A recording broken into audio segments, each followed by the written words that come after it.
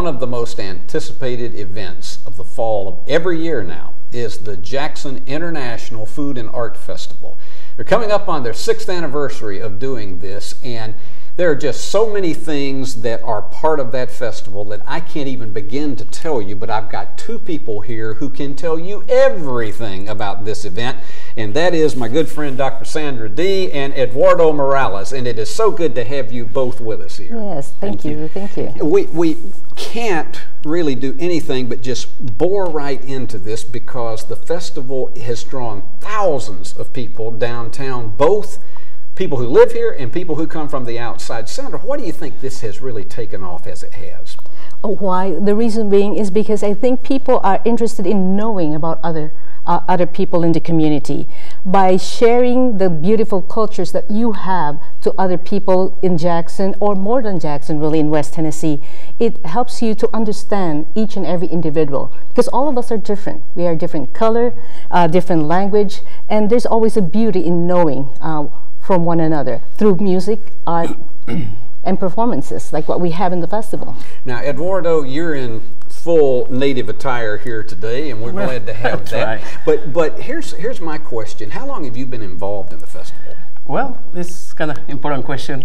I think we both are involved from the first time we start this festival, and we continue doing this festival. What do you think that it has meant on both sides of the coin here, not only for people who are international to Jackson and to America, but also to people who are from this area? What do you think is meant to both sets of people?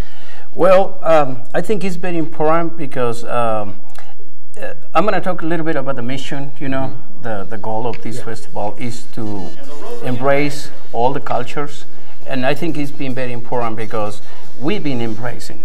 You know, we know all the other people now. We know people from Japan, from Italy, from France, from Mexico, from everywhere, and I think it's been we've been having a very good results on this mission.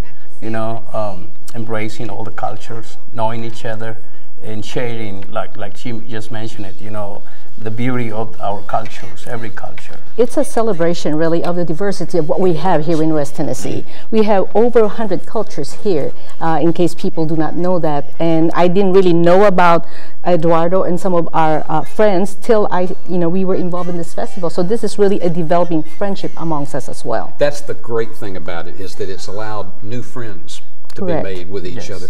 Yes. September 28th, and it's going to be from 10 a.m. until 4 p.m. on Court Square downtown.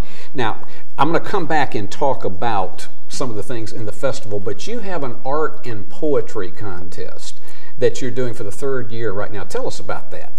Yes, we have. This is our 3rd year, really, and it involves really all the different schools, public, private, as well as homeschool. So it's open to everybody, and we have 3 categories. You know, we have for elementary, middle school, and high school. We have both the art and as well as the poetry. And if they want to know more information about it, they could look us up at jifaf.com. We have it in our website.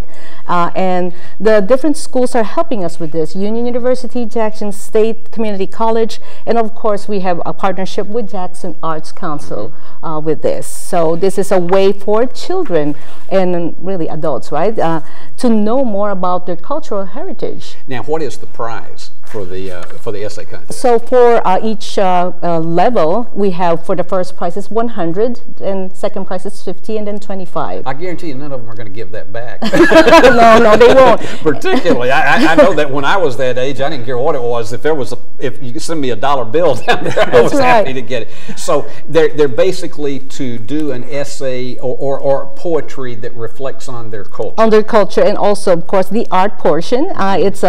The art submission is, you could use an 11 by 14 paper or canvas in any medium, really. Watercolor, acrylic, charcoal, pastels, and pencils. So there are 2 different things, the art as well as the poetry. And of course, the winning entries will be displayed at the festival. So, you know, your parents will be proud of you. You get exposure for all of that. Now, what is the deadline? And it's jifaf.org .org or .com? .com. Okay, JIFAF.com. But now, what is the deadline to turn in the work? Yeah, the deadline is on September 13. We will start getting the entries. You could submit starting September the 9th. Okay. You know, online. So that's next Monday. Next Monday. Yeah, that's you could submit your poetry at JIFAF2019@gmail.com. And for your entries for the art portion, you could drop it off at the Jackson Arts Council. Okay, in Main Street. Where on Main Street, yeah, Main the Jackson Street. Arts Council building on Main Street. Okay, Eduardo, this has been, because every year when I go there, I find something new when it comes to the food. It's just fabulous. And then, of course, you have the parade and you have the beautiful opening ceremonies. It's almost like an Olympics, the way we see this happen. Yes. But tell me about the food. It is just unbelievable. Well, we are very excited because more people are signing in to sell food. Now we have people who never been there to sell different food. So in the past we've been having food, you know, like from Mexico, from many different countries, India, Philippines, French, Italy, and different you know, countries. But now we have like El Salvador and other countries participating on it. So it's going to be excited. We're going to have a lot to taste, you know, so you can try a little bit from here and from there. It will be nice to try it. Oh, this is terrific. And then, Sandra, as we look, the parade is at 11 o'clock, the opening ceremony is at 10, and it just, to see the people from the different countries as they unveil themselves coming down Main Street, it's an amazing thing to watch. Yeah, it is really, it enriches the knowledge of the other people here in town. You know, if you've never really seen a parade such as this or the festival, you should come and join and look at it for yourself. Because the very first year we thought there will just be Eduardo, myself, and the mayor. We were surprised. You were wrong. We were wrong. We thought, and so actually I was teary-eyed when I went up the podium to really see the different, you know, array of colors and the sounds, the different languages that's spoken, and the music, you know, all over downtown Jackson. It's just like a little Epcot Center. That's really true. And one of the big acts that's going to be there is the Nashville Dragon Dance Team, and they are really spectacular. Yeah, these are our friends from the Chinese Arts Alliance in Nashville. They're going to come and do the dragon dance. It's about 10 to 12 people really carrying the dragon. So do not miss their performance. And also our main headliner are the ladies from the Sirens Dance Collective. They'll be dancing different dances, samba, salsa, and Turkish dances with fire. So you should not miss that too. No, after that, I'm definitely not going to miss that whatsoever. Yeah. I want to thank you both for being with us and here in West Tennessee today and sharing with what I think has become a signature event, not just in the fall, but for the entire year in this community. It's so looked forward to. And I thank you for all that you've done to contribute to that. Thank you so much for having us here. And it is September 28th, and that is a Saturday, 10 to 4, downtown at the Courthouse Square. And just go and plan to have a great time, because I guarantee if you go there, you will.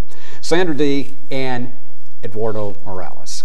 And remember, at West Tennessee Today, when news breaks out, we break in.